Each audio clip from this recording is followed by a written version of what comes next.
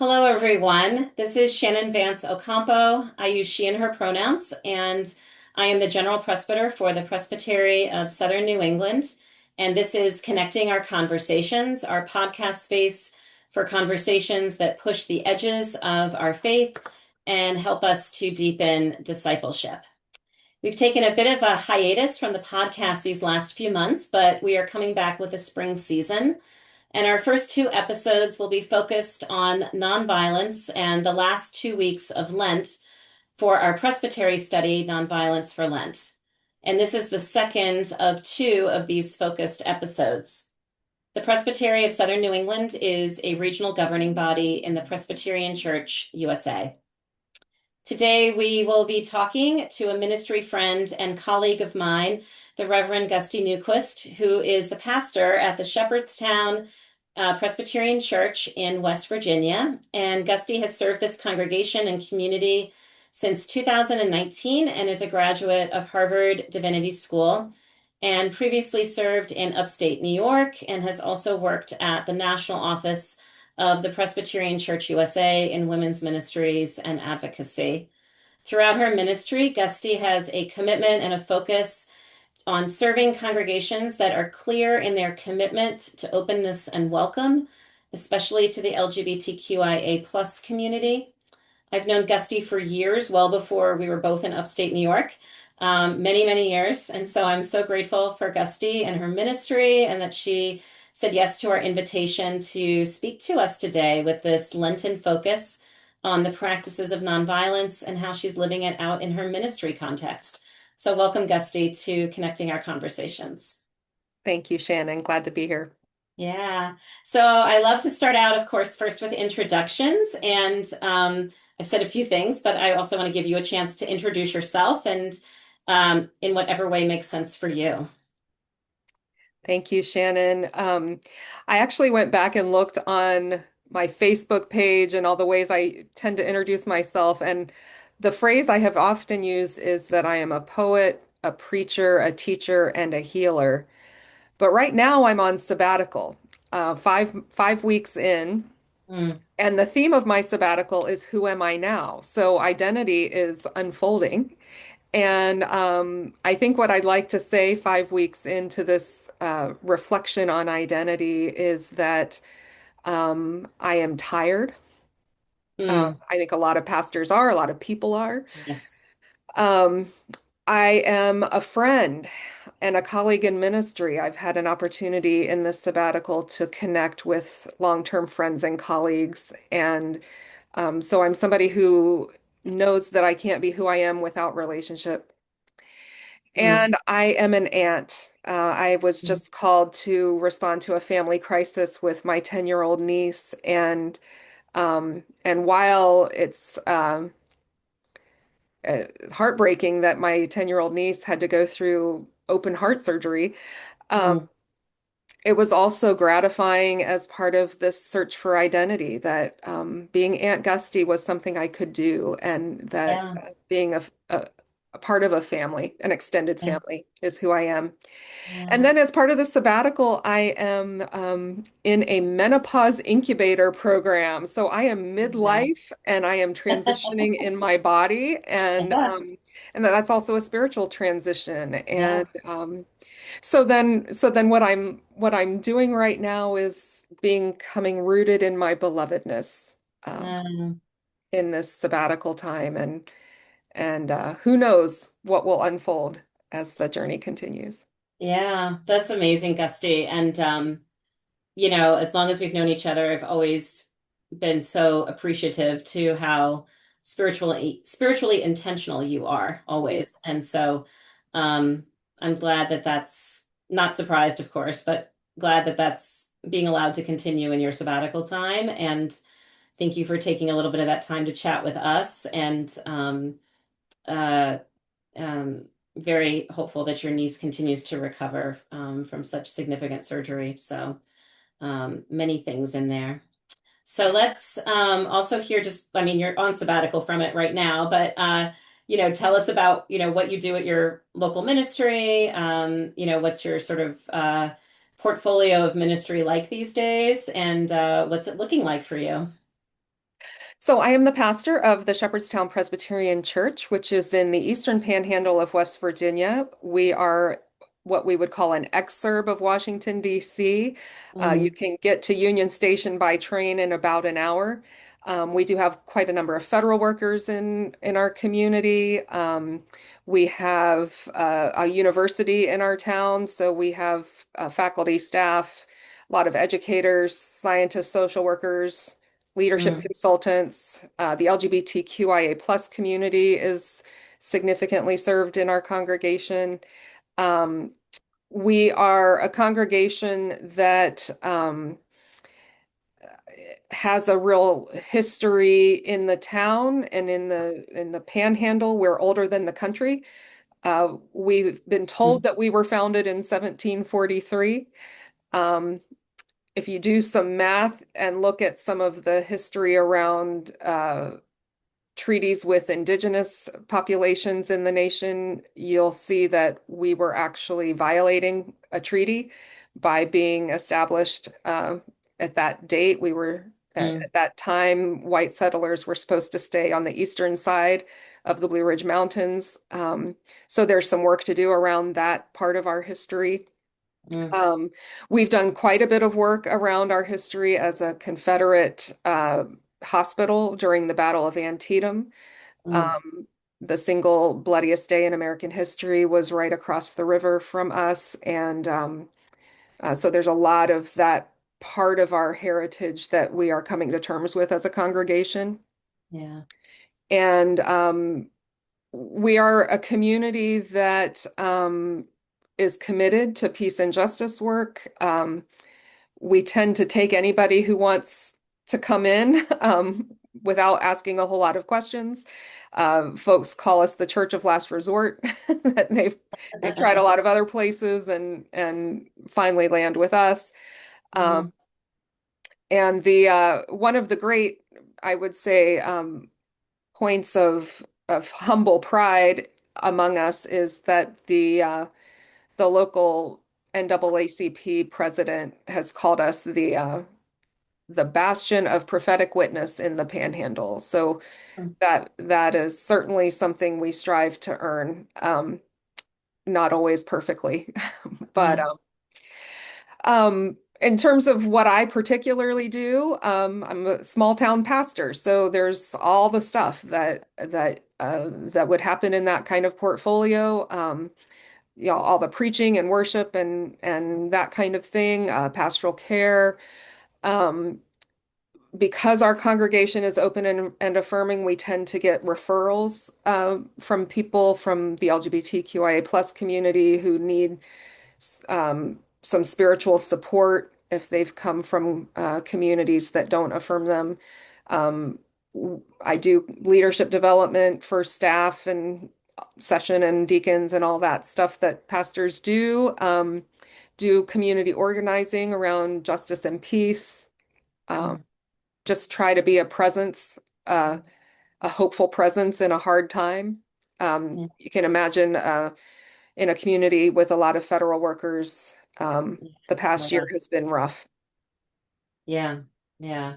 I was listening to a podcast recently and someone was on there that was in the DC area, like Mhm. DC proper, Sure, and said that it's like a haunting, all it of is. these job losses, and that all of these people with these just incredible levels of competency in such specific areas that you may not even know exist, but that are propping up all sorts of things, right? And then um, it's like at every time you have dinner with friends and every time you're in the grocery store talking to people, like it's everywhere. This haunting of these of this unemployment and these job losses and shifts and ripple effects in families and communities and relationships and all the things, right? And so I I'm sure in some ways it's quite similar in your community, right?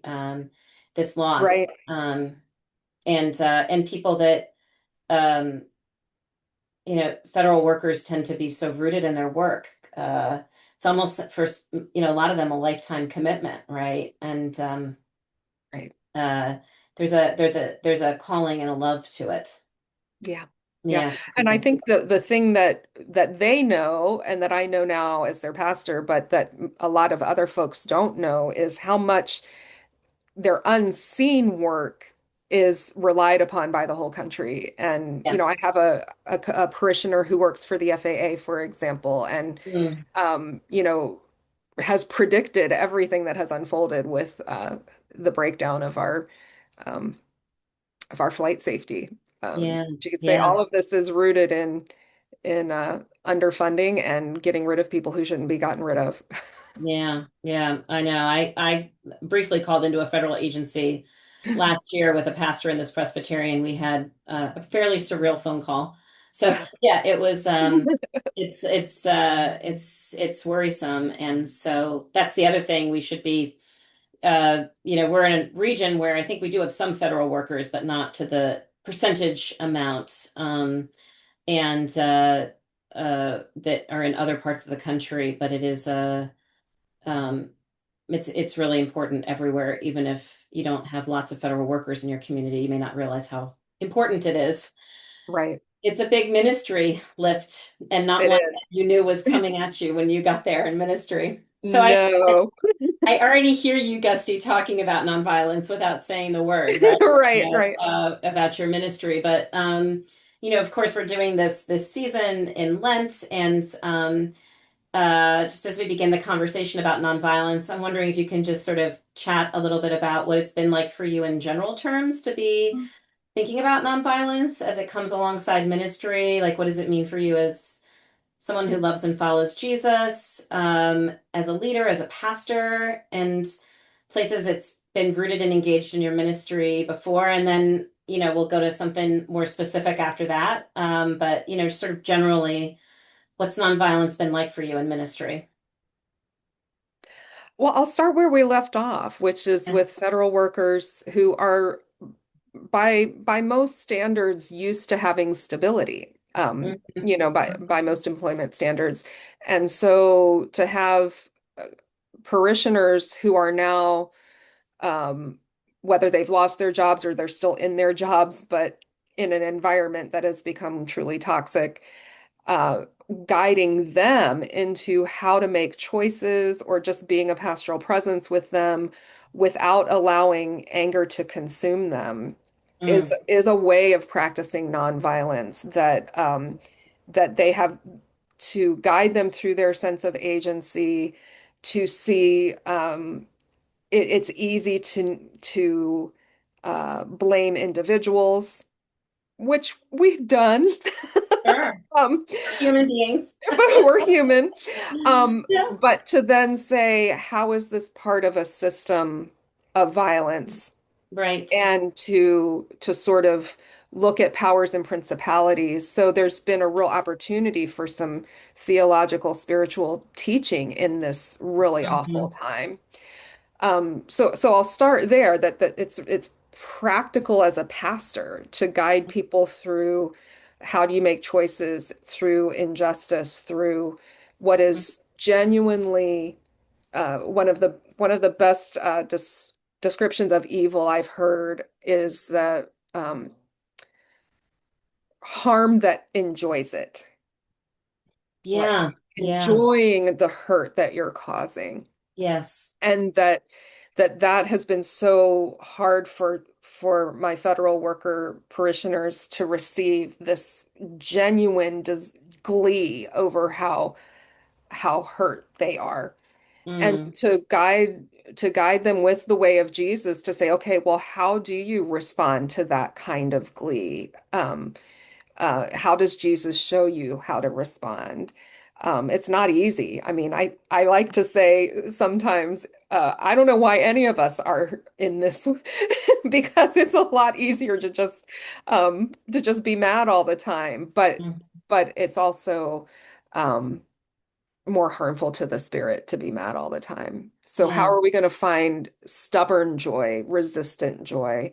Hmm. How are you going to, some people have had to make choices around staying in jobs, knowing that they're doing work that they really wish they weren't, in this Mm. context. And how do you make choices? based on your own family's needs. All of that is deeply rooted in being a pastor.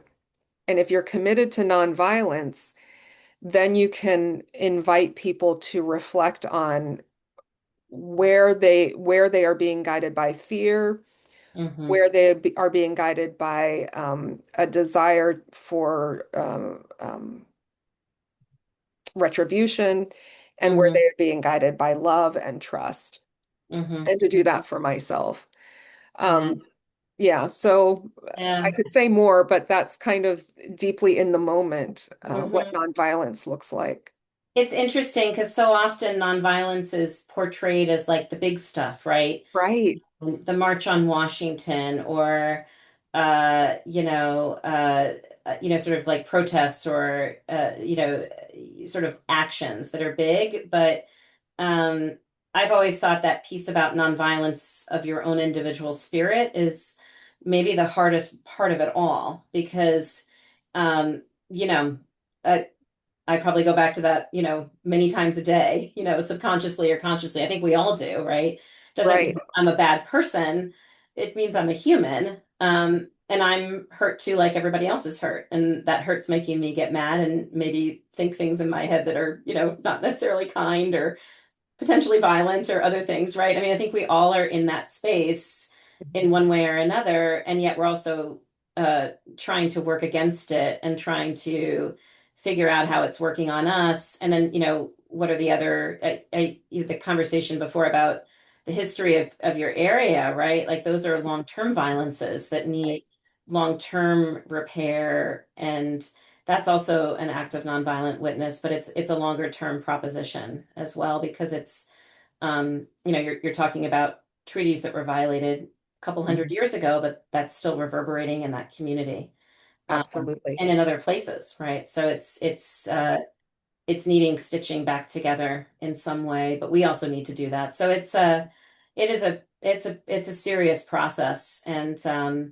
I was talking to one of our pastors in the presbytery earlier today, who was sharing about some pilgrimages that she takes people on, and that work is all around internal repair Yeah. work, right? And so there's many modalities, right? And we all have our piece of that in our area where we have our calling and our giftedness, and not just as clergy, but as people in just in general, as part of the larger Mhm. witness of the church. So it's a big piece for all of us, and I think a deeply spiritual process. Absolutely. Yeah, Absolutely. yeah, and tending to people, right, as they're in such pain is so important. That pain of job loss and economic instability is terrifying in this moment. So It uh, is. yeah, And you mentioned something that I think, and we'll talk about Minneapolis in a second, that I think I wrestle with quite a bit, and I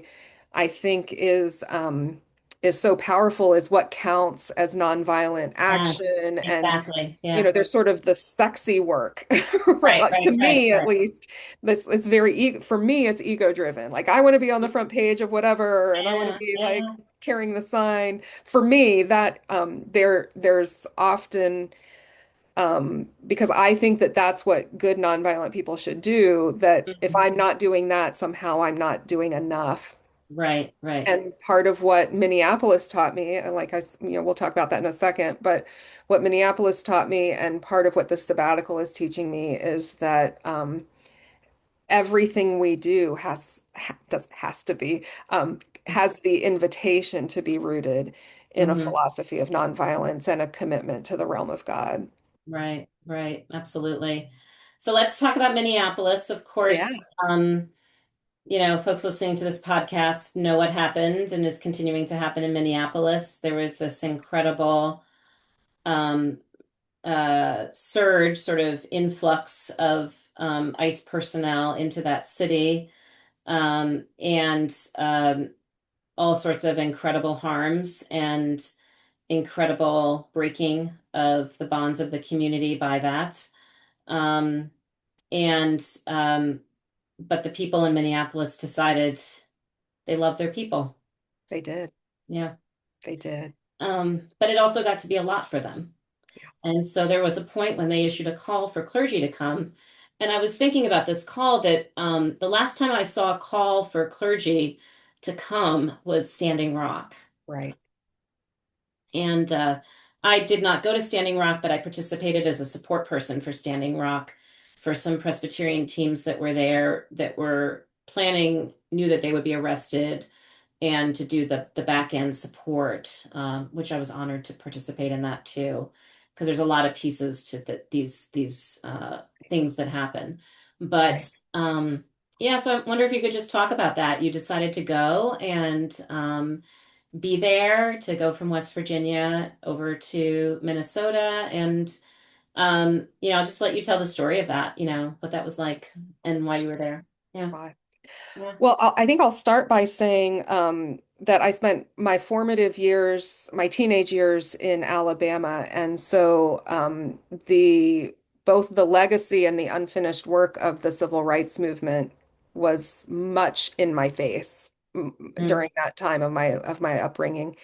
And the call to Selma is sort of this historic memory, and I think a lot of us as pastors growing up since then have wondered, if the call came, would I go? And I've always wanted to be the person who would say, absolutely, I would go. mhm, This particular call to Minneapolis came over the Martin Luther King holiday weekend, and it directly paralleled the call to Selma in its presentation. mhm, Um, that said, there were also a lot of personal connections for me in Minneapolis. I have 5 seminary colleagues who happen yeah. to land there. Um, one of Yeah. whom um, one of whom responded immediately to the murder of Renee Good and offered prayer, identified as a chaplain, offered prayer to the ICE agents because I think if you remember, if you've seen the videos, the ICE agents themselves were disconcerted about what had happened after the Mm, the mm, killing of Renee Good, and she showed up to offer prayer, and instead they pepper sprayed her. So mm. these are like people I know, people I went to school with, Yeah. and just knowing they were there trying to hold the space for the people who were there, um, Mm, and that they were having these experiences. I just felt like I have to go be with my people because these were my friends and colleagues from mhm, seminary. mhm, But then there was also a personal connection just in terms of immigration and ICE actions and ICE raids. My first congregation was a church in Tucson, so I was mhm, very familiar in that ministry from ICE raids and Border Patrol checkpoints and the racism of all of that. I've said before that mm, it is not new for me to be the white person driving the car and being passed through when there's other white people in the car, but as soon as you've got one person of color, you're stopped and you're checked and all of those things. So and even being killed by ICE is not new, if you're right, a person of color. Killing white people is new, right, and that right. that there was this sense that uh, you know, and even in myself, and this is the nonviolence work I have to do in myself, and the anti-racism work I have to do in myself is, oh my gosh, whiteness doesn't protect us anymore. Yeah. And so all of that inner work was going on in me as well. Mm, And I do want to tell just one more personal story, which is, again, you shared that I was served a church in upstate New York, and we had a number of immigrants in that congregation, and uh, the woman who caught the bouquet at my wedding had her husband deported as mm, he was applying for a green card, right. trying to do the right thing, playing by the rules, taken on the spot, and now left an infant baby and his wife behind. So Mm, all of this was personal as well as just the sort of sense of the call came, are you going to mm, go? And I'll never forget this phone conversation I had with my parents. my dad is this fairly conservative defense contractor, retired, rule of law kind of guy. Mhm. Yeah. And he just said, he said, if you don't go, you aren't going to be able to live with yourself, and you're going as my ambassador. Hmm. So that told me something too, was like this really is way bigger than the sort of normal knee-jerk liberal kind of this Yeah. is right and wrong, you have to go. Right. So I did, and the first day was more of an orientation and a reminder that we cannot keep you safe. I mean, it was very Right. clear that you are entering into occupied territory, and that was not hyperbole. Hmm. It was not safe for anybody in Minneapolis at that time. Whether or not it's still safe now is an open question, but in that Hmm. moment, they said, we can't keep our people safe. We cannot keep you safe. We had to sign a legal waiver that we knew the risk. But they said, all we can do is show up and support each other. And that's what we were doing. Yeah. We had a Dakota tribal leader introduce us to the land and remind us this is unceded Dakota territory and that the particular land where the Minnesota River joins the Mississippi River is considered sacred to the Dakota people. And Mm. that is the exact location of the detention center. And so this is again the physical, the emotional, the spiritual violation. He said Mm. we have a thing or two to say about who is and is not invading this land. Right. And the detention center, right, is alongside land where previously great harm has come to Native communities, Absolutely. historically, hangings and murders, and it's a chosen spot of It's a violence. right. And one would argue intentionally chosen. Yeah, yeah, that's what I mean. Yeah, when I Yeah. say chosen, yeah, Yeah, so that does put everything that's happening in this context of white supremacy. yes. That is the bigger lens through which we have to understand all of this. More specifically, on the ground, we met with organizers. We met with this is what when we were referring to all the different layers of action. So you've got the organizers and you've got the public speakers, and then you have the people who are just making sure diapers get delivered to the right place and Right. blankets get delivered. And one of our speakers was delayed because she was delivering breast milk for a 3-month-old who had been Mm. left behind when her mother, who was a legal resident, had been abducted. Yeah. So, these were the stories. We were advised that, people who are delivering mutual aid would they would have to memorize they would write down the address. They would not use GPS in case I stopped them. And if I stopped them, they would eat the paper. Right. This is Mm. happening here, here in the United States. This is the kind of safety precautions people are having to take. Mhm. Um, so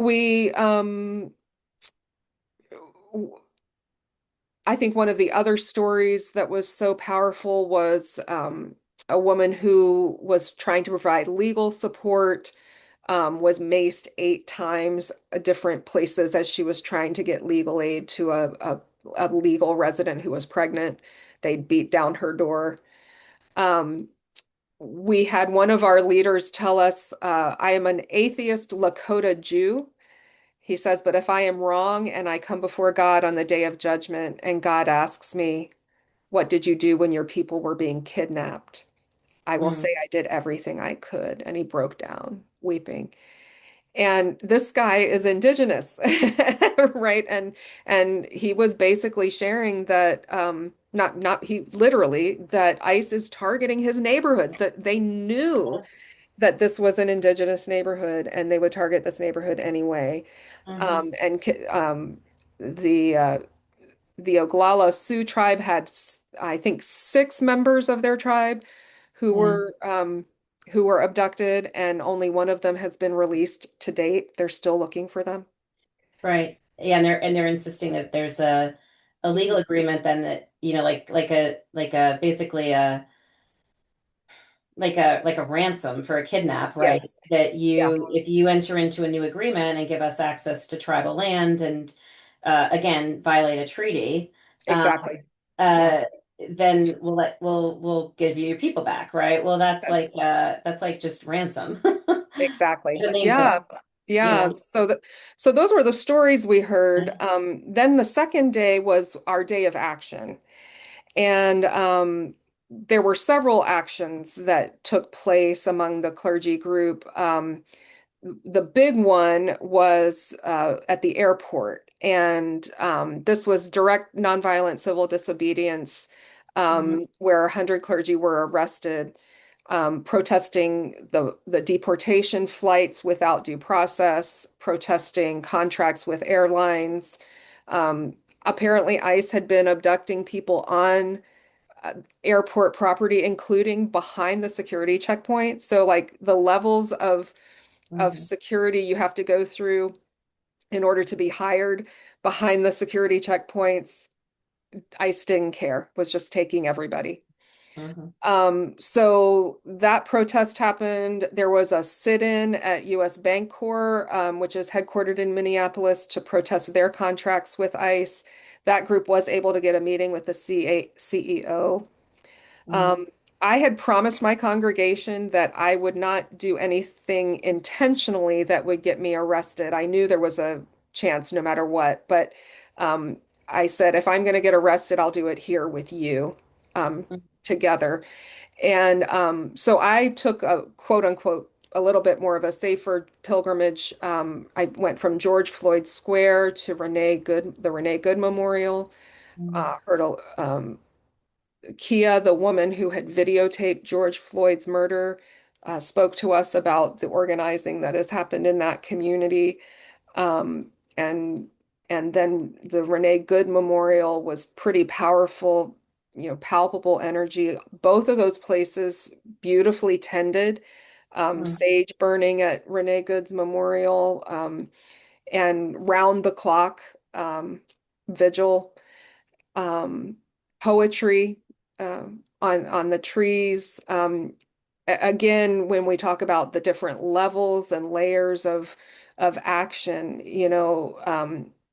it was everything. It was music, it was singing, it was art, it was driving people places. It was people who had never in a moment in their lives thought that they would join anything like this. It was seasoned activists. It was everybody in between. It was block by block neighborhoods on mhm, signal chats looking out for each other, really organized at the neighborhood level. mhm, There was an ice raid that morning at the church that hosted us for this pilgrimage, and so we were on lockdown for 2 hours. mhm, As they were, the church locked the doors so that ICE wouldn't come in and invade the church. It was a um, mostly Latina church community. We did a protest that afternoon against Target. The stores are headquartered in Minneapolis, and um, this was protesting them allowing their parking lots to be used as staging grounds, allowing immigrants to be arrested in their stores.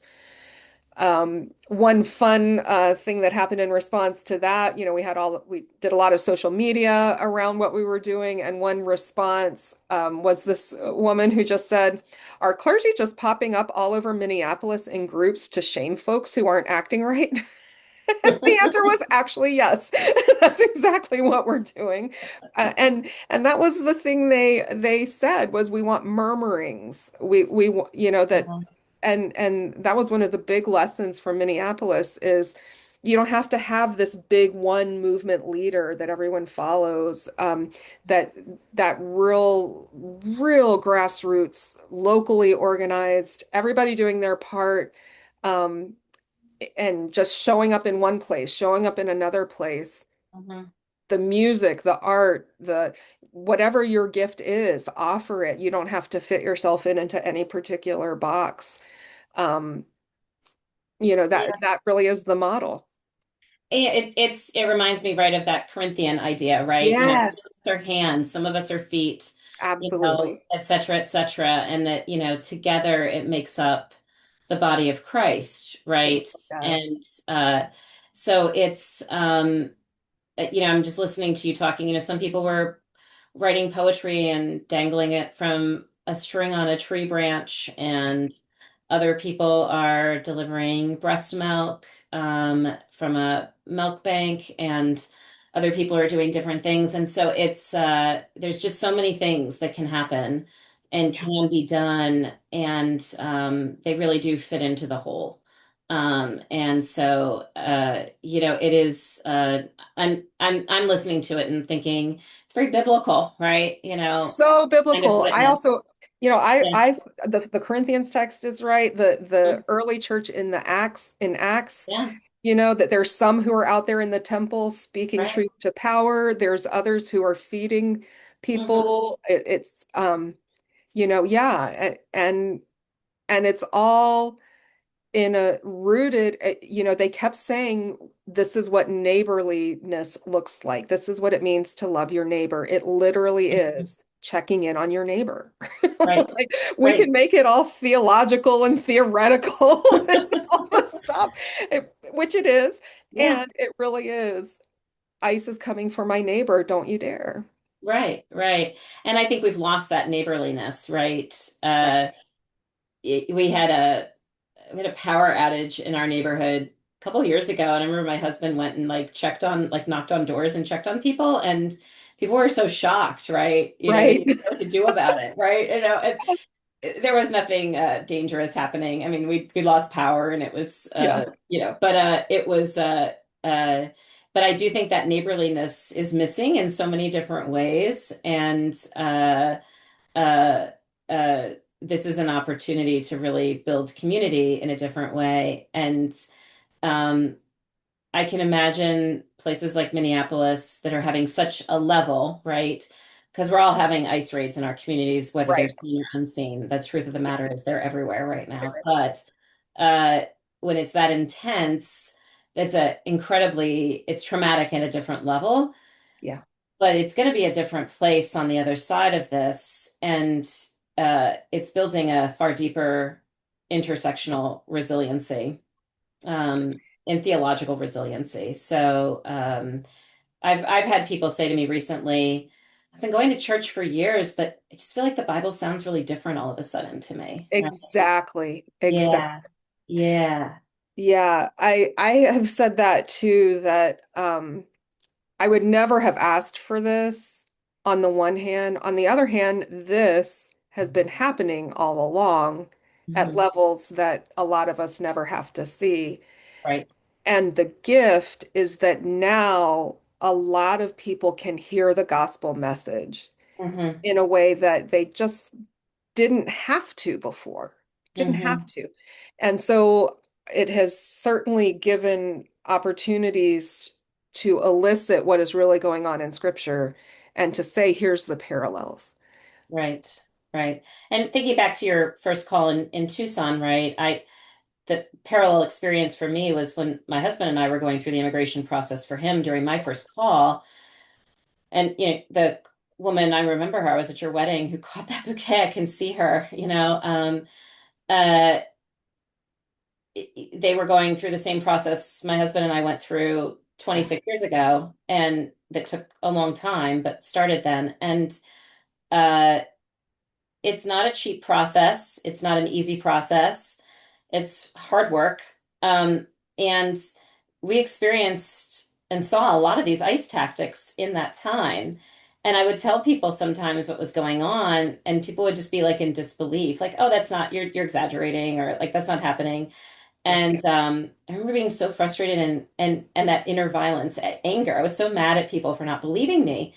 yeah, Um, and there are moments I'm like, I wish I could go back to those people now and be like, see, I told you. But that's not right. helpful either. But it is, we have been allowed in the white community, especially, to be so disconnected from reality.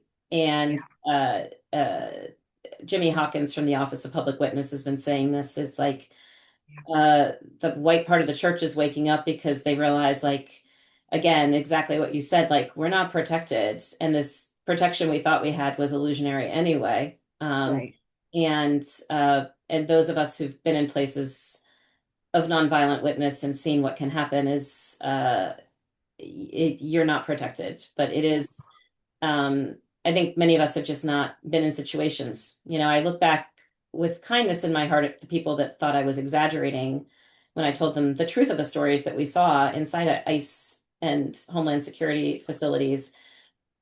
It just was so hard for them to believe what I was saying and right. so disconnected from their version of reality and never would be connected. It did sound like I was making up a fantasy, right? Yeah, yeah. But that's not healthy either. So it's a mix of so many things, right? I Well, if I could yeah, just go ahead. hit on that, I mean, I'm thinking of my father right now when you're Yeah. talking, and all of the ways in which we have struggled, he and I over the years to see eye to eye and not believing Mhm. each other, Yeah. and to have him be the one to say, "You're going as my ambassador," what it took for him to get here. Right. We call that, I mean, that's so biblical, right? Right. Jesus will leave the 99 behind to go get the one, and the 99 are really mad. I'm Right. like, wait a minute, we've been here all along, but the Yeah. one who can change and see, oh, I didn't see before and I do now. That is the real gift of that's Mhm. repentance, right? That's to turn, that's metanoia. Yeah. And it can happen, and it is happening. And Mhm. yeah, we have to deal with all of that anger and resentment. Why did it take so long? Mhm. And in the end, that's what the realm of God requires. Right. Yeah. Right. Yeah, it's so many layers. For this series, this is our last Sunday, Palm Sunday, and this series will send out a pastoral message around Easter, but this is officially the end of this series this weekend. And we've been looking at sort of the six, it goes back and forth in the literature, principle, pillar, sort of the same thing, right? Of nonviolence is there's six of them. And the last one in Kingian nonviolence is the universe is on the side of justice.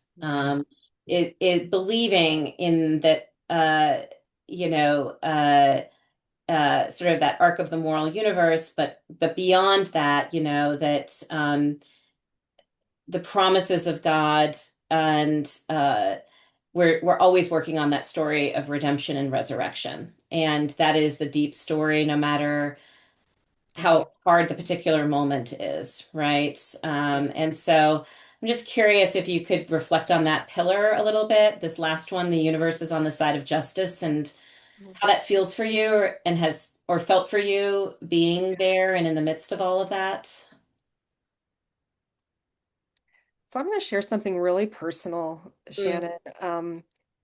There was a time in my life about 10 or 12 years ago when I was very sick. mm, And in that moment, in that there was a time in there when I experienced what others might call a near-death experience. I certainly wasn't near death, but I can only describe it as having crossed over. mhm. I don't Yeah. know of any other way to describe it. I don't know how long it was. It could have been an hour, it could have been a second, it could have been a year. And time and space just didn't seem relevant. And it was just pure love, Hmm. pure, pure, pure love. And I didn't really ever want to leave that, right? I mean, Yeah. Yeah. um, and um, and I did, obviously. And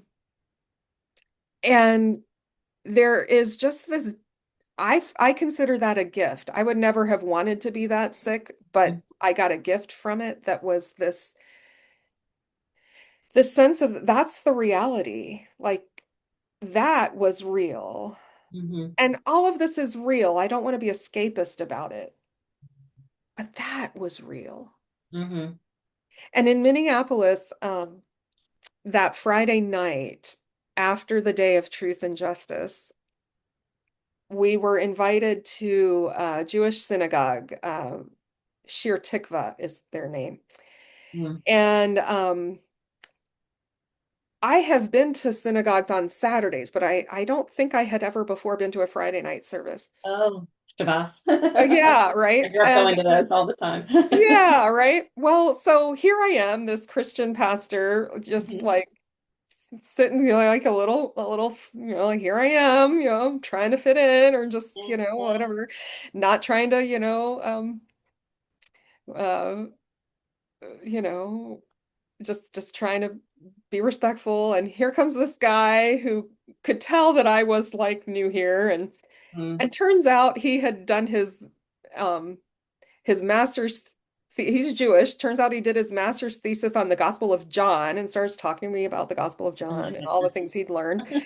And we're singing, and this rabbi sings and sings and sings, and the service went 2 hours because we just needed it. And and there was the part in the service that I didn't know was coming when you go outside to welcome the Sabbath. Well, it was -20 actual temperature, and my coat was 2 rooms over. And I was so filled with joy in this time of togetherness, this welcoming the Sabbath, this releasing of all of the ick, all Mm. of the ick. And we go out, and I wasn't even cold. Yeah. We weren't even cold. We were out there, the moon and the stars and Mhm. singing. And that is the universe on the side of justice. And I will never forget at a funeral once, I had a quantum scientist tell me, um, all of this is just the universe gazing back at itself Mm. Yeah. in that deep and abiding love. Mm. And I see you. Mm. I see you. Yeah. Um, now it's it's justice, and at the same time it's just us. And um, I got lost during the march that we did. There was an actual march, and I got separated from my people, from the clergy group. And so I was just walking, and like there's all these people, and Mm. I end up in the middle of some other group chanting some other thing, and they look at me, and I'm just like, "Well, I lost my people." And they said, "Well, we're your people now." Mm. That's really what it's all about. We're each other's people. Yeah. Each other's Yeah. people. Yeah. And I hear that as a through line, right, Gusty? I mean, you were talking at the Yeah. beginning about your church and your community. Yeah. I don't think it's the church of last resort. It's just the church where that's embodied, right? We're your Yeah. people. Yeah, we're And your people. Yeah. yeah, which is great. Um, One question I want to ask you at the very end. Uh, I don't go on Facebook very much, but that's how I knew you had gone to Minneapolis because I do log on episodically still, but I really am limiting myself so much these days. But I noticed that at the end, I don't know if it was just you or it was something that was done for all of you who came or how this happened, but I noticed that there was someone with like an animal rescue that offered you all Right. this opportunity just to like visit with, our, our creature friends. And I can imagine that was so healing Yeah. after seeing so much really horror in that place. To Yeah. be with a piece of beautiful creation in that Yeah. way. Yeah. So, Yeah.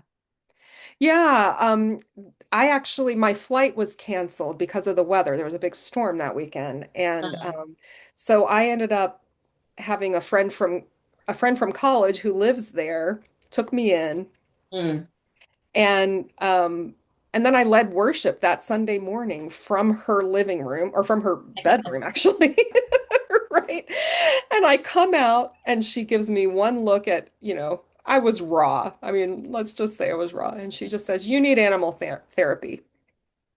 So she took me to it's a sta Sustainable Safari is the name of this organization. Yeah. And yeah, so I got to pet llamas and have birds all over me and Yeah. I even pet an alligator, which was really fascinating. So Yeah.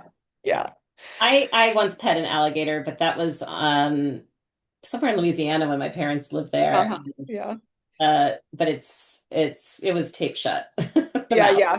This was a very small one. Yeah, yeah, So yeah. it was yeah, but Yeah, that yeah, yeah. small one.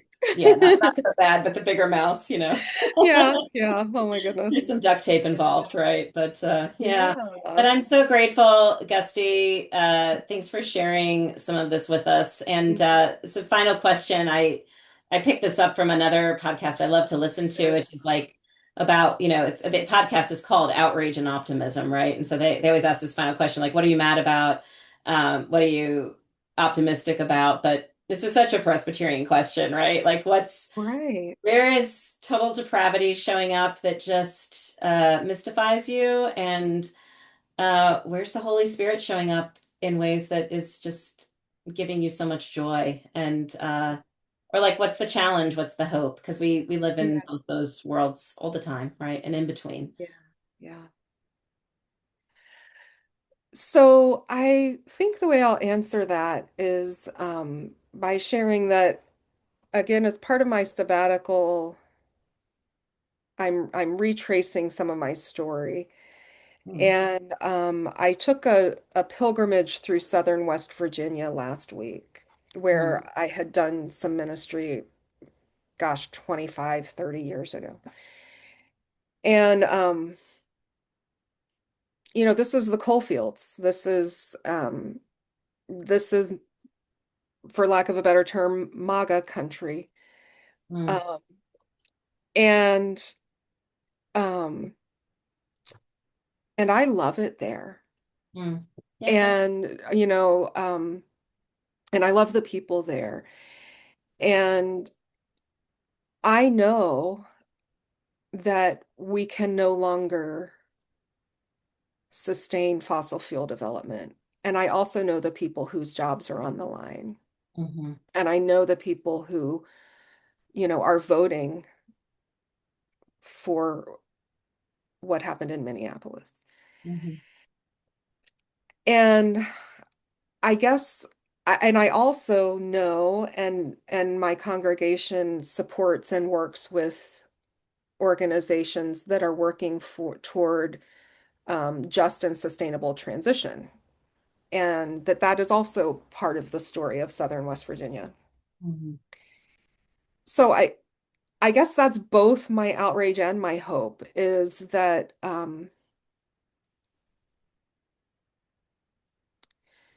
when we actually can look each other in the eye and love each other and want the best for each other and understand why you would still vote for coal if your livelihood depends on it, or like it adds a complexity to what I really wish were very clear. Were very clear, was very clear. And I guess this doesn't really answer your question. I guess what I'm realizing is that a life of ministry for me in the midst of the complexity is just going to have to be how things are. Yeah. Yeah. No, you answered the question. Okay. Oh my gosh, Yeah. yes. I mean, and it's an interesting piece at the end, right? And that could be a whole other conversation, which is that this ice stuff is actually rooted in environmental stuff, It is. environmental Oh, harm. And that's oh, it a whole other conversation for a whole other day, I know, but it's there's all sorts of webs here. And so could we name it yeah, powers and principalities yeah, biblically and say yeah. there's environment, there's economics, there's white supremacy, Mhm, and at the end of the day, as ministers of the gospel, we are called to proclaim the realm of God breaking in Hmm. and inviting us into joyful resistance. Right, right. Yeah. Well, thanks, Gusty, for being with us, for talking with us, and for your ministry and your witness. This is a great conversation for Yeah. folks who are going to be getting this on Palm Sunday, right? It was another city under Under occupation, siege. Yeah. siege, and Jesus came in a different gate to offer something different. So that's a very small version of the story, right? For a piece of it, Right. but It's it's quite there's parallel. quite parallels, Yeah. and I think the gospel is always giving us abundant gifts when we just need them. So Amen. thank you so much for your witness. Thank you for going to Minneapolis for so many of us. And for the people there, I know I talked to so many friends in Minneapolis over that period of time and their tiredness and exhaustion, and they felt so buoyed by the presence of all of you. And uh, it's been a gift to talk to many people in Minneapolis over the last few months and to just give them space to talk on the phone, the last few months. And but I know that ministry of presence was so important that you all offered, both to the people there, but also to colleagues of ours that are, that needed it to kind of tap out for a little bit and allow others to pick up. And so thank you. And thanks for just sharing that story with us and for our podcast and for this series for Lent as we try to sort of deepen our practices in this presbytery and also like really consider how they match for us theologically. So thank you so much, Gusti, for being you. And I hope you have a blessed rest of your sabbatical. Thank you for spending a little tiny piece of it with us. And we will hold your precious niece who's 10 in our hearts and for her continued healing. Thanks for being part of connecting our conversations. Thank you, Shannon.